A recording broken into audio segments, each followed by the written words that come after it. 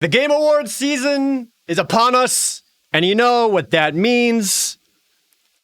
Snark. I'm really curious about the Game Awards this year because they always try to make such a big show out of it with big fancy setting and all these guests coming in and all these different presentations. But this year, we got the Rona. So I'm really curious as to how they're going to try to make it such a big deal while also working the confines of, you know, being safe. So I wanted to go through make some predictions about the Game Awards. Not just the awards themselves, but also what's going to happen at the awards themselves. Oh yeah, I count. Especially this year, since people have been doing so much gaming because so many people had to stay at home trying to be safe and doing quarantine and all of that. So even though none of us really care about the Game Awards, all of us really care about the Game Awards, or at least we pretend to care about them until whatever new game trailer pops up. I have not gone through and looked at these categories yet, so I don't even know the nominees. Oh, by the way, I should mention, this is happening on December 10th, and one of my yearly traditions is I always live stream the Game Awards so that we can snark on it together. So if you ever want to watch that, twitch.tv/ProJared, December 10th at whatever o'clock. I'll be there and we can just make fun of it together and get excited over whatever game announcements. And while you're here with this channel, why not like the video? Subscribe if you aren't already. Leave a comment down below. Ring that bell. Ding! Show a friend. Or, if you don't like me, show your enemies. Here's the funky thing about these is that the votes don't actually matter. None of our votes affect anything. Oh, my mouse affects this. Oh, you can also vote on... What is this? What is this? I don't know what that is. I'm gonna ignore it. Our votes don't actually matter because they. One of the things they say is that they always have final say on who gets what award. I don't know how much of this actually influences anything outside of like the one audience choice or voter choice thing they seem to do every year, but for the most part, they've already chosen their winners. All right, starting up, best esports team. Yep, I definitely pay attention to these. I'll go with G2 because the sequel's always better. I earned a badge. All right, best esports host. Yeah, I've definitely heard of these people. Now, I feel like I actually have heard of some of them. I think maybe I definitely have not watched any of them cast anything. I don't really keep up on esports. My only esports that I keep up on is the Magic the Gathering Pro League, and that's completely different than any of this. I guess if I have to throw a vote out there, I'll vote for Alex Golden Boy Mendez because that's also the name of an awesome anime. Best esports game. Oh, yeah, okay. Well, I guess we're just going to get all of these out of the way. Okay, if I had to pick one. Okay, so my prediction here is that people are going to vote not on what they think is actually the best esports game, but rather there are going to be a lot of spite votes. For example, I think a lot of people would expect Fortnite because it's still massive and it's still successful, but I think a lot of people who really pay attention to the Game Awards and vote on these things hate Fortnite so much that they just would vote against it so much that they would just vote for, I don't know, what's the most popular one that's not Fortnite here? League of Legends, I guess? That's still going. Sure. Best esports event. Oh boy. Also, no idea, but it seemed like the only one that I ever saw any kind of like information spilling out onto like social media, other platforms was always Overwatch-based stuff. So my prediction here is that Overwatch is going to win. So I want to vote for that one. That way I can say the person that I voted for won. Therefore, it's like me winning. Best esports coach?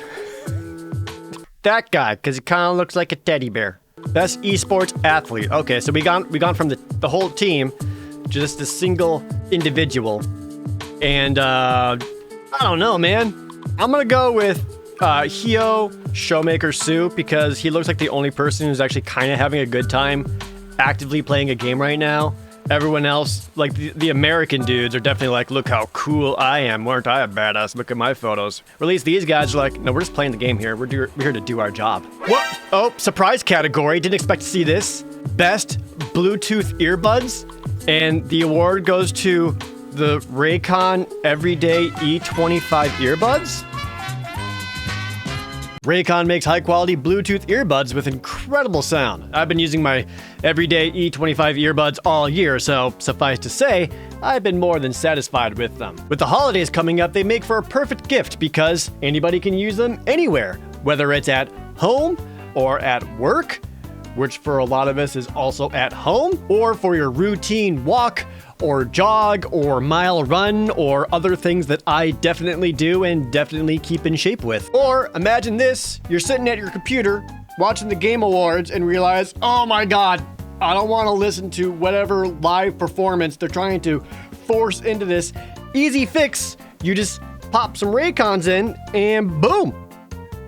You're listening to literally anything else and your life is better for it. Which works out great since these can last 6 hours on a full charge, which is just long enough for a single viewing of the Game Awards. Raycon earbuds already start at half the price of other premium wireless earbuds out there. They come in all kinds of different colors, but they also have a 45-day return policy just in case, so they're affordable and a safe purchase.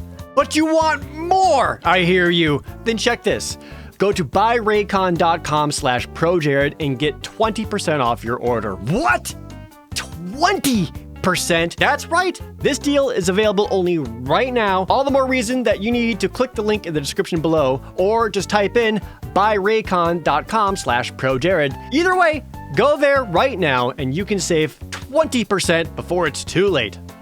All right, great. There we go. Best debut game. So for the best debut game created by a new independent studio. And there's actually some really good choices in here. Carry On was such a cool, very unique game where it's like a Metroidvania. They describe it as a reverse horror game where you're supposed to be like a monster hunting down people. I also really liked Phasmophobia. Phasmophobia, while rough around the edges, kind of like blew up a little bit. Like this is such a cool horror game. I think it was the best horror game of this year. Both of these, by the way, I played over on my gameplay channel, ProJared Plays. So if you ever want to see me playing stuff like that, be sure to go subscribe to my gameplay channel. I'll upload over there 7 days a week and self-plug over. You know what? If I had to pick the best debut game, I honestly would say I am the most impressed by Phasmophobia. Simply because, again, it's a single guy who just had like this fun idea and it really resonated with people. They picked it up and it kind of went everywhere, and I still like playing it and I'm looking forward to updates for it. So, but prediction, what's going to happen is people aren't going to pick this one. I don't even think people are going to pick Carry On. They're probably going to pick something like Mortal Shell because it's like the most hardcore looking independent game. Like people want to see brand new games from independent studios, but they don't want it to look like an indie game. They think things that are impressive look like AAA studio games, like high graphics and realistic models and all of that. And of all of these here, I think Mortal Shell kind of encompasses that idea the most. So I think people are going to vote for Mortal Shell. I personally would vote Phasmophobia because that's the one that I enjoyed the most. Content Creator of the Year. For streamer or content creator who's also made an important and positive impact on the community in 2020. Wait, so a streamer or content creator. So you're making it very clear right here that these are two very separate things, and yet you lumped them all together. This is actually something I really disagree with. I don't like the idea that streamers are the same as YouTubers. I do both, and I recognize that they're very different things. Like one is actual creation, the other one is more just performance-based. Not that there's anything wrong with one or the other, but they are very different. What's a content creator? Like there could be TikTok stars making content creation. I also hate saying those words together like that. I hate it. And those are very different than just someone who live streams and performs either way. So the fact that these are together is, I don't agree with. Who wins? I don't know. The only person I know here is Alana Pierce. That's all I know. Based on my own biases, because this is the only person that I know, I assume this is the only person that anyone else knows too. So I'll just assume Alana Pierce, although I do think there should be way more people on here that aren't on here and should be, both streamer or YouTuber wise. Best multiplayer. Okay, now we're getting into the hot takes. Let's go. Okay, so Animal Crossing New Horizons, best multiplayer? No. Nope. I love Animal Crossing. I had so much fun with it. It came out at just the perfect time. Everyone is all on it.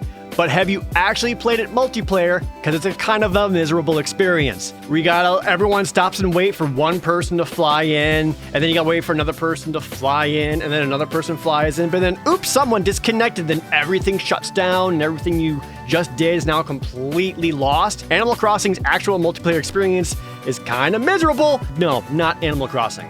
Then Fall Guys, I tried to like Fall Guys. I tried. Again, played a couple times over my gameplay channel. I tried. It just didn't do it for me. I tried. So I don't think Fall Guys is going to win either, because compared to either one of these, right now, Among Us is listed here. And prediction, Among Us is going to win. It's going to win. But rant time, it shouldn't, because Among Us didn't even come out this year. This is the 2020 Game Awards, and Among Us came out in 2018. But it only picked up steam this year, so now people are over it, even though it's an older game. Is this where we're at? Now we're just giving awards for ports? If it didn't like catch on back then, are we trying to like retroactively go back and award it? I don't agree with Among Us winning. It's going to, but I don't agree with it. Best sports or racing game? Sony Hawk. Congratulations, you graduated. Oh, speaking of ports winning awards. Okay. Best sim or strategy game? Oh, okay. So these are actually some cool choices in here. I've heard very good things about all of them. XCOM was pretty tight. I don't know if it was like the best one. Not my favorite XCOM by any means, but XCOM was tight. I heard really good things about Gears Tactics. I thought about trying it out, but since I'm not really big into the Gears universe, didn't do it. Crusader Kings 3, excellent. Again, my prediction here is that it's going to go to the Microsoft Flight Simulator because it says simulator in the title. So people want to vote for that. And again, it looks so realistic and I can fly wherever I want. Like, the best simulation is life simulation, and this is as close to life as you can possibly get. Even though this is like the only sim game and everything else is strategy, but I guess whatever, who cares? The Game Awards. Do you want to see a new trailer or not? And at this point, this is when Geoff Keighley will be like, and the winner is Microsoft Flight Simulator. And we got someone from the team to say some thanks and for this great prestige. So take it away. And it's gonna cut to that person, and they're gonna be on their Zoom call, right? They're doing that thing where they're like staring into the camera, but they're not sure if they're ready yet. So like they're looking at the camera, trying to be professional, but also looking down at themselves, make sure they look okay. Hey Geoff, I just wanted to thank all the fans for nominating and voting for Microsoft Flight Simulator. We know where you live. We took a picture of the whole planet. Best family game. These make more sense. Best game appropriate for family play, irrespective of genre or platform. So whatever family friendly, just good times. And this one is going to go to Animal Crossing. That's my guess here, because everyone was playing it. It was one that you could share with your friends, your family, your folks. Like, of all the games here, I say to myself, brothers and sisters and parents are going to play it together. It's going to be Animal Crossing. Everything else is a little too much. Like, even Minecraft Dungeons, I don't really foresee parents playing that. But, like, you know, moms, dads, some grandmas, they would play Animal Crossing. So they would do that one. Best fighting game. Ooh, okay. Between all of these, I don't keep my thumb on the pulse of fighting games too much, but I also can recognize when one fighting game gets a lot more hype and press and clout more than any other. So my guess here is none of the anime stuff's gonna win. Just none anime. The Game Awards watchers and viewers are too hardcore and too cool to watch something stupid like anime. I think it's going to be Mortal Kombat 11, because you know what, the DLC packs they've been doing for it, pretty dang impressive. I also actually like Mortal Kombat 11 for its story mode, and the new Shang Tsung expansion is kind of amazing. And everyone I've talked to who plays Street Fighter V is always just like, Street Fighter V is rough, better now, but rough. This one's going to go to Mortal Kombat 11. This is when it cuts to Ed Boon doing an acceptance speech for Mortal Kombat 11. Just be like, hey guys, thanks for nominating Mortal Kombat 11. Been working on it really hard and checking out the new DLC expansions. And oops, and he just presses a button. And then it plays some other trailer for new Mortal Kombat DLC that wasn't even announced before. Remember they did that last time where he pretended to give an award and there was a Mortal Kombat 11 trailer? He's gonna do something like that again. He likes having fun with it, being tricksy. So I think Ed Boon, oh, and you know what? Maybe not even a Mortal Kombat 11 trailer. Maybe a trailer for a new Injustice. Huh? Best role-playing game. There we go.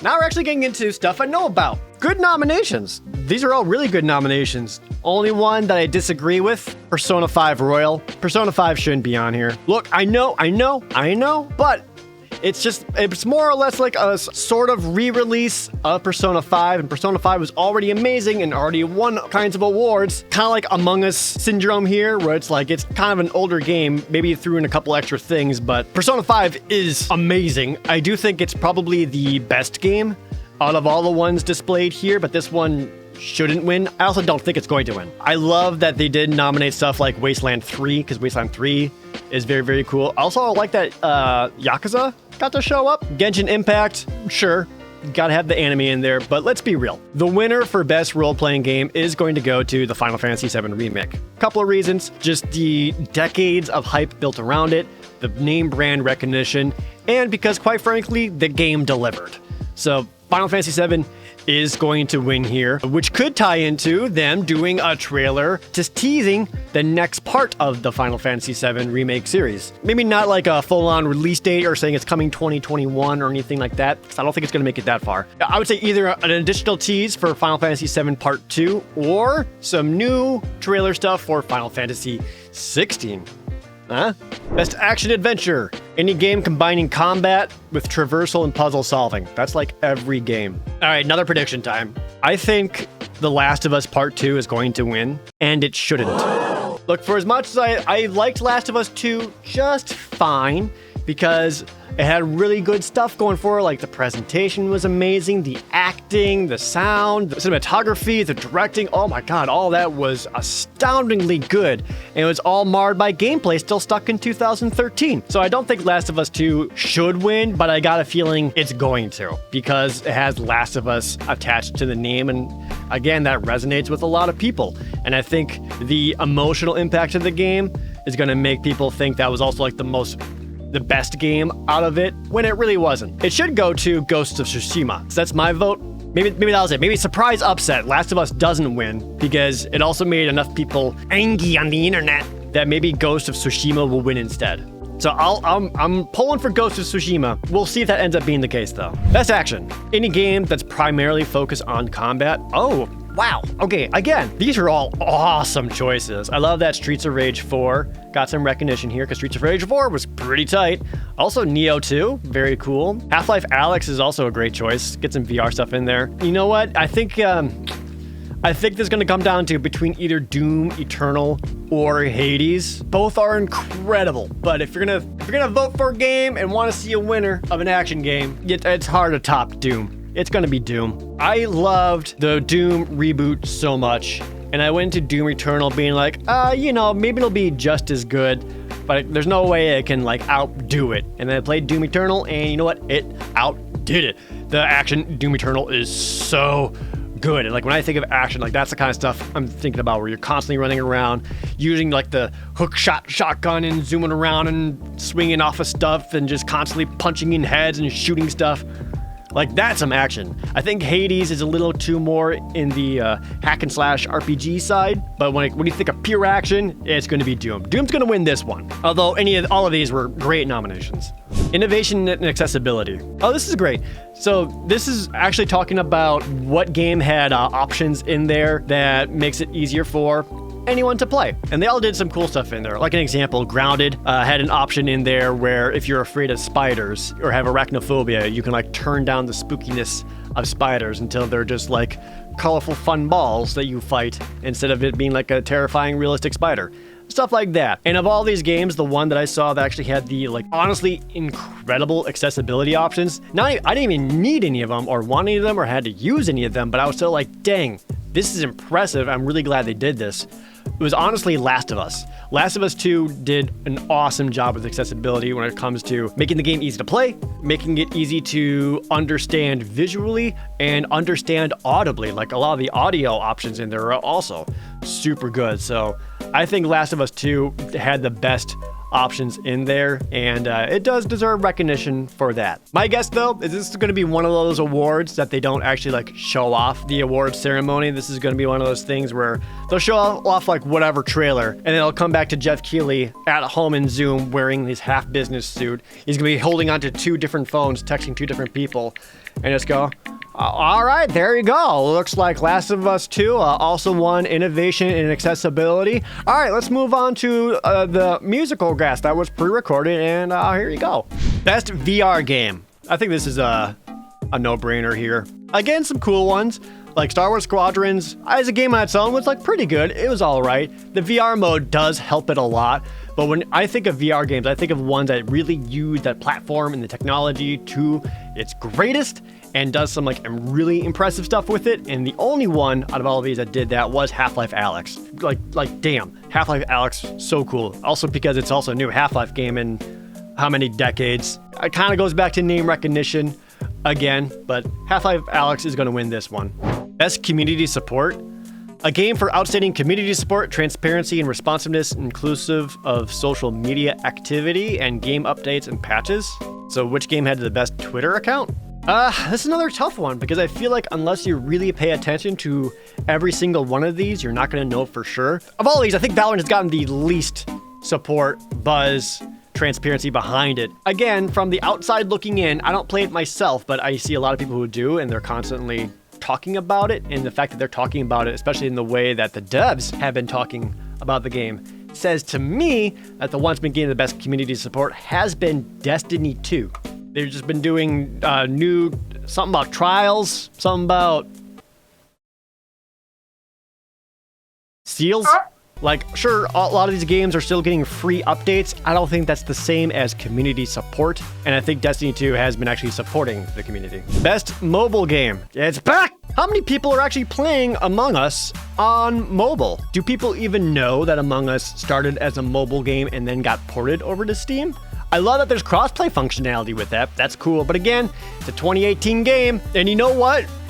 Big prediction here, I don't think Among Us is going to win. I don't think it should win, but I also don't think it's going to because I think the one that people are going to vote for, of all of them, Genshin Impact. Which, you know what? Genshin Impact, actually pretty good for a mobile game. Free to play, cross-platform support, so you can play it on your mobile, switch over to your PS4 or Switch version anytime you want.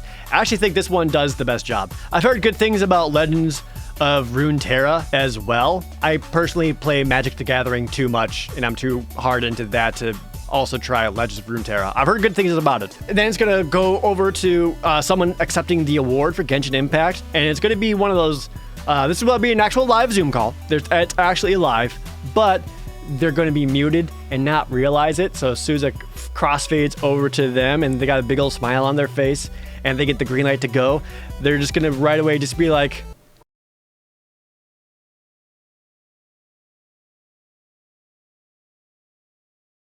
and it's going to crossfade back into Geoff Keighley, his forever sad, tired-looking eyes, realizing that this is an industry that he is forever trapped in, and he'll never evolve beyond this as much as he wants to. Just being like, all right, well, looks like we got some technical difficulties with this, but don't worry, I assure you that the devs say thank you. And now here's a new trailer for a game that's already out. Best indie game. Woo! Ooh, good options here. Talked about Carrion earlier. Fall Guys, more like Splash in the Pan guys. Spiritfarer is also really cool. I like the narrative in that one the most. Not big on the Spelunky thing, but I think of all the games, again, especially when it comes to like critical awards, the one that has been doing the best and is going to win this category is going to be Haze. It's a super fun, super awesome game, and everyone in it is hot, so how could it not win? Best ongoing game. Oh, that's weird. You know what's not in this category? Fall Guys. It's ongoing. Fall Guys isn't gonna win anything. What's the best ongoing game? I don't know. I don't see Final Fantasy 14 in here, so that's some shit. Man, is it gonna be Fortnite? I don't want it to be, but I feel like it might be Fortnite. It is still ongoing and people are still playing it, but man, No Man's Sky has evolved so much. Its install base is just so much smaller than all of these other ones here. Yeah, again, prediction, it's gonna be Fortnite, but I don't know if I necessarily want any other game to win above that, so whatever. Games for Impact. A thought-provoking game with a pro-social meaning or message. I like that. Man, I've tried some of these and some just didn't work for me at all. I personally think it should be Spiritfarer, which if you haven't played it, you should. I recommend it, and I don't really want to go into too much specifics as to what it's about, but it's not just a cute animal game. There it goes way way beyond that. I think it should be Spiritfarer, but I actually don't know if this one's gonna win for sure. Best performance. Again, much like most other things, we can basically take these three here and just take them out, because all people are really gonna be caring about are the people from The Last of Us Part 2, because it was the most realistic looking game and had the most impressive facial animations and cinematography and all that. But more importantly than any of that, it has two people, Ashley Johnson and Laura Bailey, that people love because of Critical Role. Let's be real here. Just because of that show, people are going to want to vote for them and they want them to win. So it's going to be either one of the Critical Role people, because that fandom is rabid. Either Ellie or Abby here. And you know what? In terms of one that had like a better performance overall, I do think Ashley Johnson still takes the cake here. But prediction here is that it's going to be at least one of the people from Last of Us. At least one of them. Best audio design? Ooh, okay. I mean, I kind of alluded to it earlier. In terms of audio, like, again, Last of Us did do that part really well. Like, they crushed their audio. Gameplay, not so much, but like the audio department, not just the voice acting, but the environmental sounds and guns and audio cues to help point you in the right direction to go. Best score in music? There's a lot of good music here. Doom has got such a killer soundtrack. Never mind the fact that you can go back and find vinyl records of classic Doom and Quake songs, which is awesome. But I don't think that's gonna win. Last of Us 2? Did Last of Us 2 have music? They played a guitar at one point. Maybe there was music, but if there was, all I could remember is how many times someone in that game gets hit in the head and it cuts to black. And maybe just cuts off the music there at the same time. What I would vote, and what I also think is going to win for the same reason, is that it's going to be a Final Fantasy VII Remake. Final Fantasy VII, it's already been so well loved, and its music was already so recognizable that it kind of permeated beyond just the game itself and is now a part of gaming history. And the new takes on it and reorchestrations and all that for the remake are incredible. Like, they're super good. All the more reason why the Final Fantasy VII Remake should and will take this category as well. It's such a good soundtrack. Best art direction. Okay. In artistic design and animation, seeing a lot of the same games pop up here. I mean, if you want to talk artistic, not Last of Us. Animation-wise, yes, because they spend a lot of time animating those faces. I think it's going to come down between... This one's actually a little bit harder. I think Ori is one of the prettiest games on here. Hades does have good character art. Like, every time they show like the character art pops up, I really do like that style, and everyone is hot, but I don't know if that's enough to make it have the best art direction here. I think it's either going to be Ghost of Tsushima or Ori, one of the two. Not any of the other ones. And I'm going to throw a bone to Ori because they haven't voted for anything else yet, and it is a very pretty game. So here you go, Ori. Have a freebie. Best narrative for outstanding storytelling and narrative development in a game. Again, this feels like another category that Last of Us 2 will probably win, but shouldn't. I don't even think Final Fantasy VII Remake should win this category because it was more or less retelling Final Fantasy VII. I know, slightly different. I know, but overall, like, come on. My personal vote would go to Hades, but I do think it's going to be Last of Us taking this one. Even though it shouldn't, but people are going to vote for it just because... Best game direction for outstanding creative vision and innovation in game direction design. We're like seeing the same games over and over again here. Best game direction? So something creative and innovative. Okay, so again, not Last of Us Part 2. I don't know. I don't even fully understand this category. Hades, again, done. Moving on. And finally, Game of the Year. Recognizing a game that delivers the absolute best experience across all creative and technical fields. These are your options here. Animal Crossing? I mean, like, yeah, I liked Animal Crossing and it was fun to play, but like, best game of the year? I don't know about that. This is actually pretty tough for game of the year, at least for my personal one. Again, my gut feeling says that's going to go to Last of Us Part 2, even though I don't want it to. I don't think it should. The game was fine, but it wasn't better than, honestly, any of the other games here. I think any one of these games I would rate higher than Last of Us Part 2. Even Animal Crossing for Game of the Year, I think should win above Last of Us 2. This is number 6. Animal Crossing will be number 5. Can we do that? Can we go with the times and go with ranked choice voting for Game of the Year? I think Hades will be number 4. Put Doom Eternal number 3. Okay. My personal votes would be at number 2, Final Fantasy VII Remake, and then number 1 would be Ghost of Tsushima. I think what's actually going to happen, this is my prediction, I think Final Fantasy VII Remake is going to take Game of the Year. And now I'm a master of the Game Awards. I think Final Fantasy VII is going to take Game of the Year. If it's not Last of Us Part 2. I mean, it's just so tempting to do Last of Us Part 2 just because like it's so graphically good and like has so much like cutscenes and like emotional narrative stuff and all that, even though I don't think the game itself was all that great. I think Final Fantasy VII is more balanced. I loved Doom Eternal. Doom Eternal was very enjoyable, but I feel like people need their story and their cutscenes to really make a Game of the Year material, and Doom does not have that enough compared to something like Final Fantasy VII Remake or Ghost of Tsushima. And then finally, after all the awards, we're going to go back to one last shot of Geoff Keighley. And Geoff Keighley is going to be like, all right, well, there you go. That's your Game of the Year. Thank you guys all so much for watching, but I know you guys have been waiting for some new game reveals, and we got one last major reveal that we've been saving for you, so this is the best for last. Take a look. And it's going to be like super impactful, emotional music, all kinds of lens flares and things flying out, and everything's going to go dark, and then you hear the revving of an engine. And you're like, wait, what is this? Could it be? That's right, smashing through the black.